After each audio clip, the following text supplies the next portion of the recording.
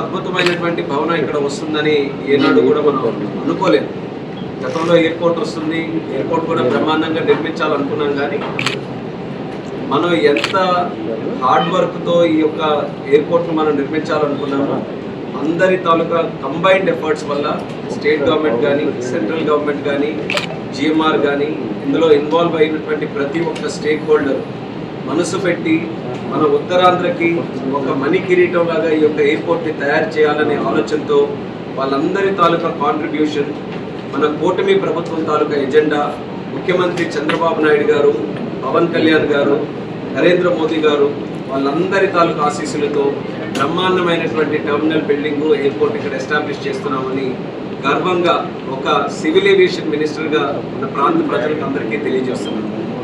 ఈ కూటమి ప్రభుత్వం ఏర్పడిన తర్వాత మొట్టమొదటిసారి జూలై 10, 2024 నాడు ఇక్కడికి వచ్చేసాం.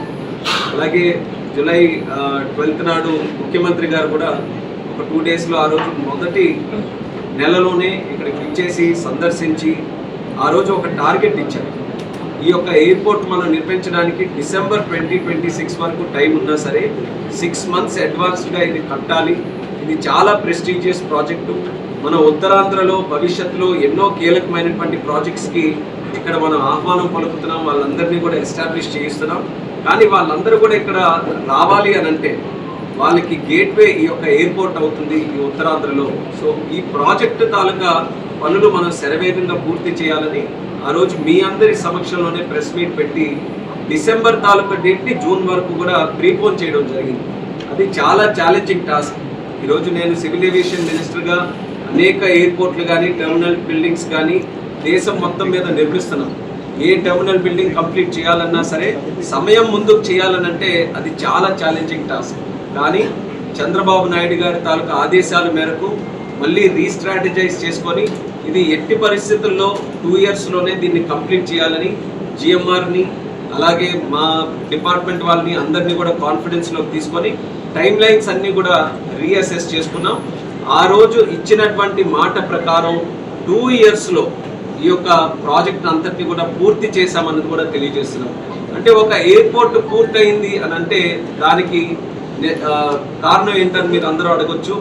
ఎయిర్పోర్ట్ ఆపరేషనల్ లైసెన్స్ ఇవ్వాలి, ఏరోడ్రోమ్ లైసెన్స్. అది మినిస్ట్రీ ఆఫ్ సివిల్ ఏవియేషన్ నుంచి డీజీసీఏ నుంచి ఇస్తాం. ఏ ఎయిర్పోర్ట్ అయినా కంప్లీట్ అయిన తర్వాత ఇక్కడ నుంచి ఆపరేషన్స్ చేసుకోవచ్చు అని చెప్పడానికి ఏరోడ్రోమ్ లైసెన్స్ ఇవ్వాలి.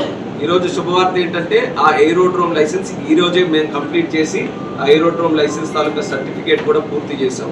బీకాస్ తాలూకా వెడ్డింగ్ ఎవరెవరైతే దీనికి సంబంధించినటువంటి డిపార్ట్మెంట్స్ ఉన్నాయో అందరూ కూడా గత నెల రోజులుగా వెరిఫికేషన్ చేశారు, ఇన్స్పెక్షన్ చేశారు, రివ్యూలు చేశారు. అందరూ కూడా చాలా ఆనందంగా బ్రహ్మాండంగా ఎయిర్పోర్ట్ వచ్చింది, ఏ సమస్యలు కూడా లేవని ప్రతి ఒక్కరు కూడా లైసెన్సెస్ కూడా ఇవ్వడం జరిగింది. ఇక మిగిలింది మనం ఇనాగ్రేషన్ చేసుకోవాలి. దానికి కూడా మనకు ముందు నుంచే ఒక ఆలోచన ఉంది. ఇంత బ్రహ్మాండమైన ప్రాజెక్టు మనం నిర్మించుకున్నది మన దేశ ప్రధానమంత్రి నరేంద్ర మోదీ గారి చేతుల మీదుగా దీని తాలూకా ఇనాగ్రేషన్ జరగాలని మనం ముందు నుంచి కూడా ఉన్నటువంటి ఆలోచన.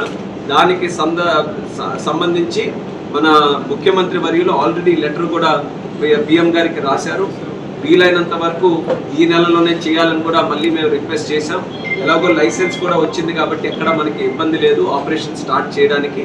సో పిఎం గారు డేట్ ఇచ్చిన వెంటనే ఇక్కడ ఇనాగ్రేషన్ ప్రోగ్రామ్ పెట్టుకొని వన్స్ ఇనాగ్రేషన్ అయిన తర్వాత within a week's time, inauguration నుంచి ఒక వీక్స్ టైం లోపలే వైజాగ్ ఇప్పుడు ప్రస్తుతం ఉన్నటువంటి ఎయిర్పోర్ట్ ఆపరేషన్స్ అన్నీ కూడా ఇక్కడ భోగాపురం ఎయిర్పోర్ట్కి మనం పూర్తిగా మనం షిఫ్ట్ చేసి ఇక్కడ నుంచి ప్రారంభం చేయిస్తాం. అలాగే ఈరోజు మనం ఇక్కడ టెర్మినల్ గురించి కూడా మాట్లాడుకుంటే 6 మిలియన్ కెపాసిటీ అంటే 60 లక్షలు సుమారు సంవత్సరానికి ఉండే కెపాసిటీతో ఇక్కడ టెర్మినల్ బిల్డింగ్ కట్టాం. ఈరోజు ఉండే కెపాసిటీ మనకి సుమారు 2.9 నుంచి 3 మిలియన్ వరకు ఉంది. ఇప్పుడు వైజాగ్ ఎయిర్పోర్ట్లో కరెంట్ ఉన్నటువంటి కెపాసిటీ ఆల్మోస్ట్ 3 మిలియన్ ఉంటే మనం 3ని డబుల్ చేసుకొని 6 మిలియన్ కెపాసిటీని హ్యాండిల్ చేసే విధంగా పెట్టాం. కానీ ఈ ఎంటైర్ ప్రాజెక్ట్ తాలూకా కెపాసిటీ మీరు చూసుకుంటే ఆల్ ఫేజెస్ కంప్లీట్ అయిన తర్వాత 40 మిలియన్ ప్యాసింజర్స్ వరకు అంటే 4 కోట్ల మంది ప్యాసింజర్స్ వరకు కూడా ఇక్కడ టెర్మినల్ కెపాసిటీని మనం తయారు చేసే విధంగా మాస్టర్ ప్లాన్ కూడా ఇక్కడ ఉంది. అంటే కేవలం ఇప్పుడు కట్టిందే ఎయిర్పోర్ట్ కాదు, భవిష్యత్తులో మనకి ట్రాఫిక్ పెరిగే కొద్దీ ప్యాసింజర్స్ పెరిగే కొద్దీ ఇంకా ఎడిషనల్ ఫేజెస్ ద్వారా టెర్మినల్ కెపాసిటీని కూడా మనం ఎన్హాన్స్ చేసుకుంటూ ఇంకా ఒక Tier 1 సిటీలో మెట్రో సిటీలో ఉండే కెపాసిటీలో ఎయిర్పోర్ట్స్ ఎలా ఉంటాయో అది మన విజన్ కూడా. ఈ ఎయిర్పోర్ట్ ఏదైతే భోగాపురం ఎయిర్పోర్ట్ ఉందో ఇక్కడ ఈస్ట్ కోస్ట్లో ఒక ప్రధానమైనటువంటి హబ్గా తయారు చేయాలనేది చంద్రబాబు నాయుడు గారి తాలూకు ఆలోచన. ఒక పక్కంగా లాజిస్టిక్స్ హబ్గా ఏపీ తయారవుతుంది, అందులో ముఖ్యంగా ఎయిర్ ఆపరేషన్స్లో కూడా ఒక హబ్స్ తయారు చేయాలని ఎన్నో కార్యక్రమాలు చేస్తున్నాం. అందులో ఒక ప్రధానమైన హబ్గా భోగాపురం ఎయిర్పోర్ట్ని ఒక విజన్తో మనం ముందుకు నడిపిస్తున్నాం. సో భవిష్యత్తులో ట్రాఫిక్ కూడా ఇక్కడ పెరుగుతుంది. వైజాగ్లో మీరు చూశారు ఇప్పటికే ఒక గ్లోబల్ డెస్టినేషన్గా చంద్రబాబు నాయుడు గారు కూటమి ప్రభుత్వం తాలూకా కృషితో గూగుల్ లాంటి సంస్థ ఈరోజు అమెరికాని వదిలి ఇంకో ఇన్వెస్ట్మెంట్ బయట పెడుతుందనంటే మన ఉత్తరాంధ్ర, మన విశాఖపట్నం, మన ఏరియాలో మనకు పెడుతున్నారు. భోగాపురంకి అత్యంత సమీపంలోనే ఆ ఇన్వెస్ట్మెంట్ కూడా వస్తుంది. ఈరోజు భోగాపురం చుట్టూనే ఇక్కడ రియల్ ఎస్టేట్ కానీ లేకపోతే కొత్త ఐటీ సెక్టర్ కానీ లేకపోతే ఎకనామిక్ యాక్టివిటీ కానీ మోస్ట్లీ అందరూ కూడా భోగాపురం అరౌండే ప్రిఫర్ చేస్తున్నారు. సో భవిష్యత్తులో చాలా డెవలప్ అయ్యే కొద్దీ కెపాసిటీ పెరుగుతుంది, ప్యాసింజర్స్ తాలూకా ఇన్ఫ్లో కూడా పెరుగుతుంది. కాబట్టి పూర్తి శాతం మనం ఫినిష్ చేసుకుంటే 40 మిలియన్ ప్యాసింజర్స్ వరకు భోగాపురంని కంప్లీట్గా మనం ఎక్స్టెండ్ కూడా చేయొచ్చు. సుమారు 78,000 స్క్వేర్ మీటర్స్తో ఇక్కడ టెర్మినల్ బిల్డింగ్ని మనం ఎస్టాబ్లిష్ చేసాం. ఫైనల్ ఇన్స్పెక్షన్ ఇప్పుడు కూడా చేసినప్పుడు స్టార్టింగ్ పాయింట్ నుంచి మళ్ళీ అలాగే బోర్డింగ్ గేట్స్ వరకు ప్రతి ఒక్క స్టెప్లో కూడా ప్రాసెస్ ఎలా నడుస్తుంది, ఏ ఫీచర్స్ పెట్టారు, ఎంతవరకు వర్క్ కంప్లీట్ చేశారని అన్నీ కూడా మేము చాలా డీటెయిల్గా అన్నీ కూడా చెక్ కూడా చేయడం జరిగింది. చాలా పద్ధతిగా ప్రతి ఒక్క కార్యక్రమాన్ని కూడా ఏది విడిచిపెట్టకుండా ఎక్కడా లోటుపాట్లు లేకుండా ప్రతిది కూడా ఈరోజు ఫుల్ ఫ్లెజ్డ్గా కంప్లీట్ చేశారంటే ఇమీడియట్గా కూడా మనం ఆపరేషన్ స్టార్ట్ చేయడానికి ఎక్కడ ఎటువంటి ప్రాబ్లమ్స్ లేకుండా ఉన్నట్టుగానే మొత్తం వర్క్ అంతా కూడా కంప్లీట్ అయ్యింది. అలాగే టెర్మినల్ లోపల కూడా టెర్మినల్ ఇట్ సెల్ఫ్ ఒక ఇన్స్పైరింగ్ డిజైన్.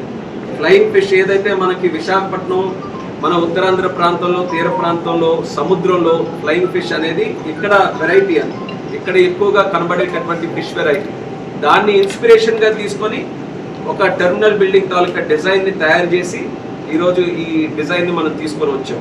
ఈ డిజైన్ కూడా కేవలం మనం ఇక్కడ లోకల్ కాన్సెప్ట్ తీసుకున్నామనే కాదు, కానీ అక్రాస్ ద కంట్రీ ఎవరు డిజైన్ని చూసినా సరే అప్రిషియేట్ చేస్తున్నారు. One of the best airport డిజైన్గా ఈరోజు ఇక్కడ భోగాపురం ఎయిర్పోర్ట్ డిజైన్ ఉందనేది అందరూ కూడా అప్రిషియేట్ చేస్తున్నారు. అని అంటే చాలా ఆస్పైరింగ్గా ఇక్కడ డిజైన్ని కూడా మనం ఎస్టాబ్లిష్ చేసాం. ఎక్స్టీరియర్ డిజైన్తో పాటు ఇంటీరియర్స్ కూడా మనం కాన్సన్ట్రేట్ చేసి మన ఉత్తరాంధ్ర ప్రాంతంలో ఉన్నటువంటి కళలు కానీ మన చరిత్ర కానీ మన సంస్కృతి కానీ లేకపోతే ఇక్కడ నడవడిక కానీ సివిలైజేషనల్ కల్చర్ కానీ వీటన్నిటినీ కూడా టెర్మినల్ బిల్డింగ్ లోపల కూడా మనం దాన్ని ఇంక్లూడ్ చేయడం జరిగింది. ఇక్కడ విజయనగరం, విశాఖపట్నం, శ్రీకాకుళం ఈ 3 ఏరియాల తాలూకా 3 జిల్లాలు ఉమ్మడి జిల్లాల తాలూకా కల్చర్ని చాలా చక్కగా డిఫరెంట్ ఆర్ట్ ఫామ్స్లో, పెయింటింగ్స్లో, స్కల్ప్చర్స్లో లేకపోతే డిజిటల్ స్క్రీన్స్ ద్వారా వీటన్నిటిని కూడా చాలా చక్కగా ఎస్టాబ్లిష్ చేశారు. అలాగే మీడియా కూడా ఒక ప్రత్యేకంగా ఒక విజువల్ మీరందరికీ కూడా విజిట్ చేయడానికి కూడా వేరేగా ఒక కార్యక్రమం కూడా ఏర్పాటు చేస్తున్నారు. సో మీరు కూడా ప్రత్యక్షంగా చూడొచ్చు అవన్నీ కూడా. సో నేను మినిస్టర్గా చెప్పదలుచుకునేది ఏంటంటే దేశంలో ఉన్న ఎయిర్పోర్ట్లో ఈరోజు కన్స్ట్రక్ట్ చేసినటువంటి ఎయిర్పోర్ట్స్లో one of the best airport ఈరోజు భోగాపురం వస్తుంది అనడానికి ఎక్కడ ఎటువంటి సందేహం కూడా నాకు లేదు. నేను 3 days బ్యాకే ఆనరబుల్ ప్రైమ్ మినిస్టర్ గారితో రాజస్థాన్లో జోధ్పూర్లో కూడా ఒక టెర్మినల్ ఓపెన్ చేశాను.